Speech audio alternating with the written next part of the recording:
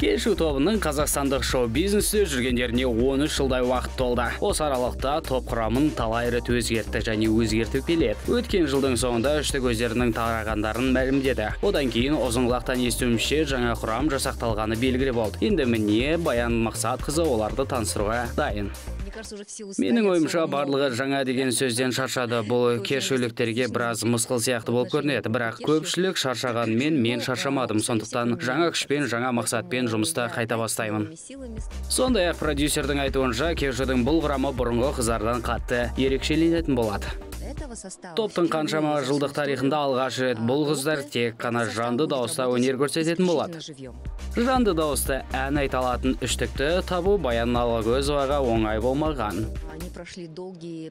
Біріншіден біз оларды ұзақ уақыт іздедік, екіншіден үлкен дайындық мектебінде өтті. 6 ай көлемінде қыздар жұмыс жасауда. Біз үштікті жоғары деңгейге жеткізуге тырысамыз. Сондықтан жаңа құрамның тұсаукесерінде сіздер толықтай дайын кешу тобын көресіздер. Әзірге жаңа құрамға байланысты білетініміз қыздардың есімі Наргиз, Балауза және Ләззат. Арулар Темірбек Жүргенов атындағы академияның студенттері. Қазіргі уақытта Баян ханым үштіктің алғашқы бейнебаяндарын таспалап үлгерді.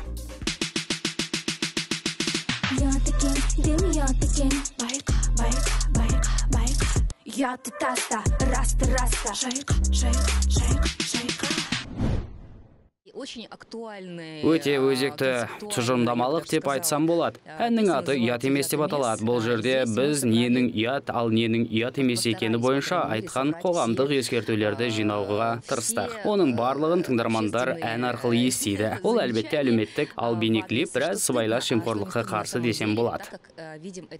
Бейнебаянда аталмыш үштіктің вокалдары көрсетілмегенімен продюсер қыздардың дауысына мынадай баға берді. Қыздардың дауыстары бар, тіпті керемет дей алам, бірақ оны келесі бейнеклипте көрсетеміз.